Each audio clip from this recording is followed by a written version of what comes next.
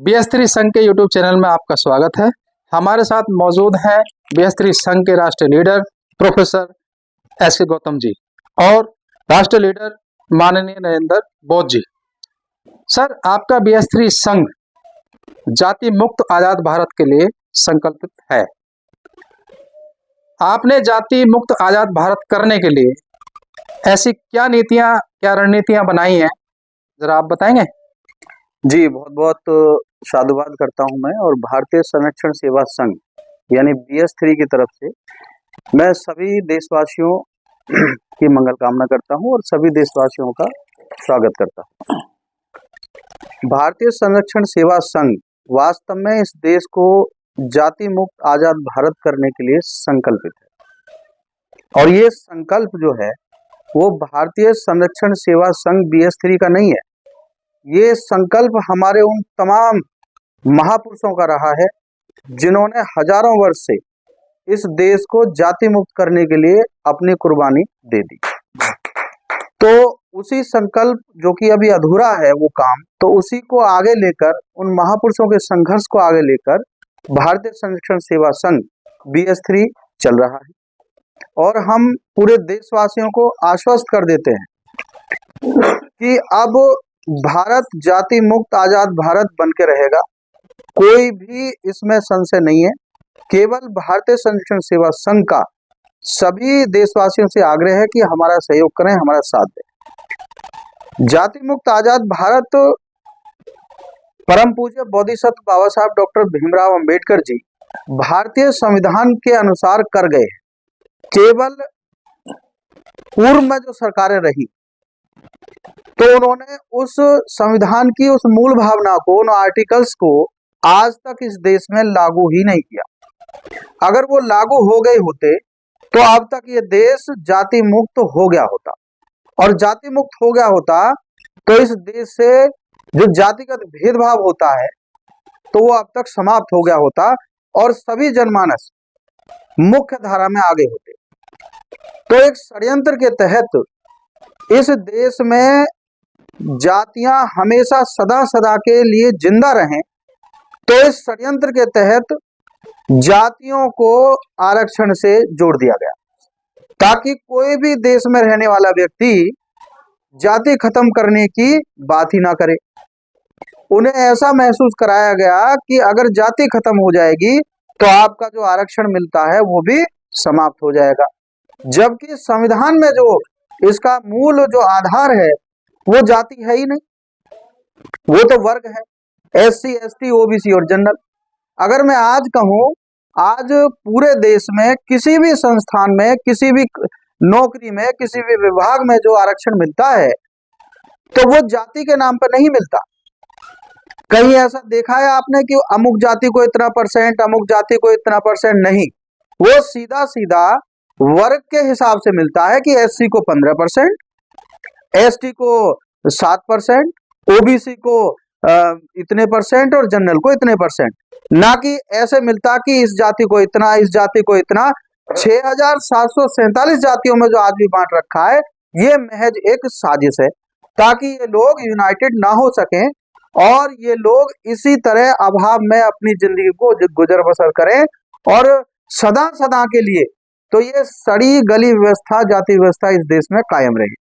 तो भारतीय संरक्षण सेवा संघ ने अब ये संकल्प ले लिया है कि सबसे पहले जो ये जाति प्रमाण पत्र सरकार बनाती है रिजर्वेशन के लिए, तो इनको तत्काल प्रभाव से परिवर्तित किया जाए और इन्हें जो है प्रतिनिधित्व प्रमाण पत्र से बदल दिया जाए। जब आप प्रतिनिधित्व देने की बात करते हो तो जाति की बात कहां से आ गई? और प्रतिनिधित्व जो मिलता है, रिजर्वेशन जो मिलता है इस देश में, वो वर्ग के हिसाब से मिलता है।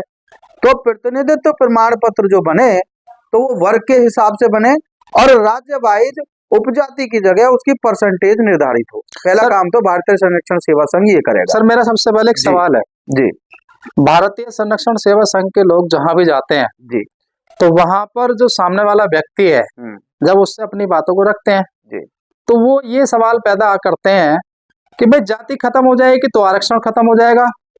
तो ये बात, ये कहां तक सच है? नहीं, ये बिल्कुल झूठ है और इसकी गहराई में लोग नहीं जा पाते और उनको भ्रम में रखा गया है वर्तमान सरकारों ने, पहले भी सरकारों ने।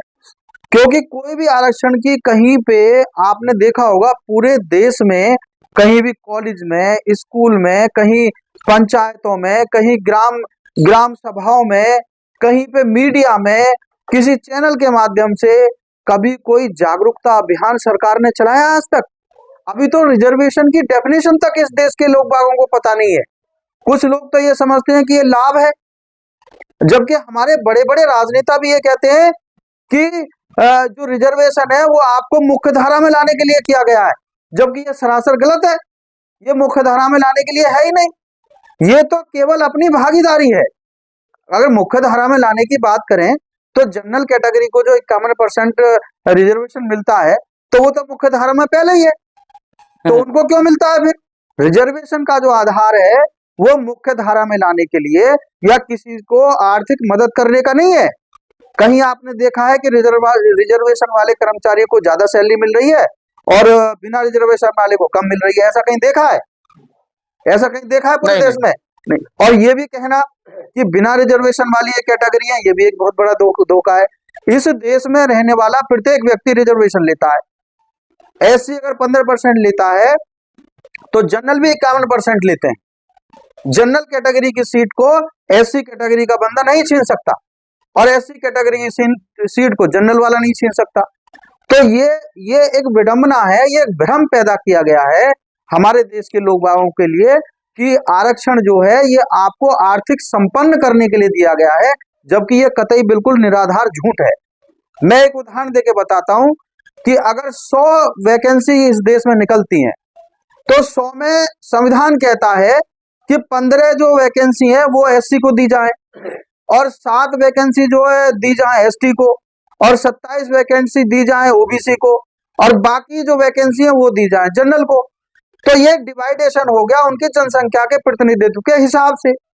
तो इसमें लाभ कहाँ हो गया? ये लाभ की तो बात ही नहीं है, ये तो प्रतिनिधित्व है, ये तो हमारा अधिकार है ताकि शासन सत्ता में बैठे हुए लोग, जो प्रशासन में बैठा हुआ व्यक्ति है, अगर किसी एक जाति का हो तो वो दूसरी जाति के व्यक्ति को लेने में कोई आनाकानी ना करे, कोई बाध्यता ना डाले। तो इसलिए ये अधिकार है प्रतिनिधित्व का। तो सपोज करो अगर एससी कैटेगरी का कोई व्यक्ति बैठ गया और 100 वैकेंसी निकली तो वो तो कोशिश करेगा, अगर अब रिजर्वेशन नहीं होगा, कि वो 100 की 100 जो अपने एससी कैटेगरी के लोगों को भर ले। तो यहाँ पे संविधान मना करता है कि नहीं, आप ऐसा कर ही नहीं सकते, क्योंकि प्रतिनिधित्व का अधिकार हर बिरादरी को मिला हुआ है, हर वर्ग को। जनरल के आपको 51 लोग लेने पड़ेंगे, ओबीसी के 27 लेने पड़ेंगे, आप बेशक एससी के अधिकारी हो, आपको अपने 15 ही लेने पड़ेंगे और 7 लोग लेने पड़ेंगे एसटी के। तो इसी प्रकार जनरल कैटेगरी का अगर बैठ जाता है तो उसके आगे भी बाध्यता है कि वो अपनी मनमानी ना करे, तो वो उसको 15 लोग एससी के लेने पड़ेंगे, 7 लोग एसटी के लेने पड़ेंगे और ओबीसी के भी लेने पड़ेंगे और जनरल के जितने निर्धारित वो लेने पड़ेंगे। तो ये केवल भागीदारी है, लाभ का मतलब नहीं है इससे। जी सर, हमारे पंचशील जनहित सेवा समिति के संस्थापक हैं लालचंद गौतम जी, जो कि शिक्षा विंग के अध्यक्ष भी हैं, तो वो आपसे कुछ सवाल पूछना चाहते हैं। अवश्य लीजिए, मैं लीजिए। जैसे सर अभी आपने मेरा सवाल है सर। हाँ पूछे। जैसे आरक्षण की बात चली है, सबको प्रतिनिधित्व मिल रहा है इस तरह से 51% का, ये 10% अलग से आरक्षण क्यों दिया गया सवर्ण समाज? हाँ देखिए ये जो 10% आरक्षण की जो बात करी है, मैं इसी बात को कह रहा हूँ। देखिए अगर कोई व्यक्ति ये कहता है इस देश में, पहले तो भ्रम डाला कि रिजर्वेशन एक अमुक जाति को मिल रहा है, तो ये सरासर झूठ है, ये सरासर झूठ है। यहाँ सभी लोगों को रिजर्वेशन मिल रहा है। रिजर्वेशन की मूल भावना को सरकार समझाने में असमर्थ है, उसने गांव-गांव जाके बताया नहीं। अब 10% की जो बात आती है, कायदे में वो आर्थिक आधार पर जो रिजर्वेशन दिया गया ईडब्ल्यूएस, ये इतना बड़ा धोखा है कि आर्थिक आधार पे तो गरीब लोग हर वर्ग में है, एसटी में भी है, एससी में भी है, जनरल में भी है, सभी में है, ओबीसी में भी है, और जबकि एससी एसटी में तो सबसे ज्यादा है। तो कायदे में ईडब्ल्यूएस का जो आरक्षण है कायदे में, वो तो एससी एसटी के लिए और ज्यादा होना चाहिए कायदे में, क्योंकि गरीब तो यहाँ ज्यादा है। तो ये एक साजिशन जो है इस देश में एक अलग से और रिजर्वेशन दे दिया गया, यानी 51% तो है ही है, उनको 50.5% के करीब पहुंचता है वो, तो फिर 10% और उनको दे दिया गया। ये 10% सर कहाँ से कटेगा ये? नहीं, देखिए इसमें कटने वाली बात ये है, देखिए इसमें दो बातें हैं। जो ईडब्ल्यूएस का आरक्षण है, नंबर एक तो उसका आधार ही गलत है। आज इकोनॉमिक वीकर सेक्शन का जो हम बात कर रहे हैं उसका कोई लाभ देश में नहीं होने वाला, वो एक सबूखा है। सबूखा कैसे है कि ईडब्ल्यूएस का मतलब है कि आपको ये बताना पड़ेगा कि आप गरीब हो। आप कौन हो? आप गरीब। अब गरीबी का आधार क्या है? गरीबी का आधार लिया है उन्होंने कि जिसके पास जिसकी एनुअल इनकम, सालाना इनकम 8 लाख से कम है, तो वो जो है गरीब माना जाएगा। गरीब। तो 8 लाख का मतलब हो गया 12 महीने होते हैं, तो करीब 70,000 रुपए के करीब अगर महीना कमाता है तो वो गरीब, तो वो गरीब है। तो बताइए जो आदमी 60-70 हजार रुपए कमा रहा है वो कहाँ से गरीब हो गया है? तो इसका मतलब गरीब तो वो है जो महीने में 8-10 हजार रुपए कमा रहा है, बामुश्किल मजदूरी कर रहे हैं, रिक्शे वाले कर रहे हैं। तो अगर 100 में से 10 सीट आ भी गई तो वो जो 8 लाख रुपए वाले हैं तो वो इसको हड़प लेंगे, तो गरीब लोगों तक ये लाभ पहुंचेगा ही नहीं। तो ये तो एक धोखा है गरीबों के साथ कायदे में, ठीक है ना, ईमानदारी से। और दूसरी बात एक और है कि रिजर्वेशन में रिजर्वेशन की जो प्रक्रिया करी गई, ये केवल एक ऑलरेडी जनरल कास्ट को तो ऑलरेडी 50.5% रिजर्वेशन है ही ना, उसे किसने रोका है? जब 100 सीट कहीं निकलती हैं तो उसमें से 51 सीट जो है वो जनरल को चली जाती है। उसे कोई रोक थोड़ ना सकता है, उसे कोई अधिकारी नहीं रोक सकता, कोई नियम ही नहीं है इस तरह का, वो जनरल कैटेगरी से भरेंगी। तो उसी में ही अगर ईडब्ल्यूएस भी दे दिया तो ये उनके साथ एक छलावा है, एक धोखा है, इसका कोई दूरगामी परिणाम आने वाला नहीं है। रोटी तो मतलब 100 है जी, अब खाने वाले 110 हैं जी। 110 रोटी तो हो नहीं रही है। नहीं, यहाँ पे क्या है, यहाँ पे खाने वाले रोटी 100 ही है जी, जिसमें से 15 रोटी तो एससी खा लेगा, 7 रोटी खाएगा एसटी और 27 रोटी खाएगा ओबीसी, और बची 51 रोटी, 50.5 रोटी यानी 51 मान लेते हैं राउंड फिगर करके, तो 51 रोटी खाएगा जनरल। अब वो चाहे ईडब्ल्यूएस के नाम पे खा ले या बिना ईडब्ल्यूएस के नाम पे खा ले, रोटी 51 ही है, 51 ही है। मतलब ये एक धोखा है, इसमें से नहीं कटेगा, मतलब एससी एसटी या ओबीसी में से नहीं कटेगा, नहीं कटेगा। ये एक ऐसा धोखा है जो जनरल कैटेगरी के लोगों को जो ये कहते थे कि नहीं हमें 10% अलग से रिजर्वेशन चाहिए ईडब्ल्यूएस का, तो ये उनको सरकार ने बाईपास करके एक ऐसा छलावा कर दिया उनके साथ में कि आपको 10% जो रिजर्वेशन हम दे रहे हैं, लेकिन वो देंगे कहाँ से? क्या एससी का काट सकते हैं? नहीं। क्या एसटी का काट सकते हैं? कहाँ से काटोगे आप? अगर 100 वैकेंसी निकलती हैं तो वो तो उसी तरह से डिवाइड होंगी ना। तो ये एक बहुत बड़ी मतलब एक सबूखा है, और जो बैरियर लगाया था रिजर्वेशन का संविधान में, तो उसको तोड़ने की एक साजिश है, ताकि ये देखना चाहते हैं कि इस देश के लोग कितने जागरूक हैं और क्या इस पर कोई प्रतिक्रिया देते हैं या नहीं देते। ये एक टेस्टिंग है उनकी तरफ से। लेकिन जो रिजर्वेशन है, ये हमें सरकारों से भी मैं आग्रह करूंगा और अपने जो सामाजिक संगठन है उनसे भी, कि रिजर्वेशन जो है किसी लाभ के लिए नहीं है, वो केवल हमारी जनसंख्या के हिसाब से सभी लोगों की भागीदारी है, कोई बेईमानी ना कर सके, केवल भागीदारी है। जो लोग ये कहते हैं कि इनको तो लाभ मिला है अतिरिक्त, तो ऐसा नहीं है। ऐसा इसलिए नहीं है, एज ए टीचर आप जानते हो कि एक स्कूल में एससी के टीचर भी होते हैं, एसटी के टीचर भी होते हैं, ओबीसी के भी होते हैं, जनरल के होते हैं, तो सारे टीचरों को बराबर ही सैलरी मिलती है ना।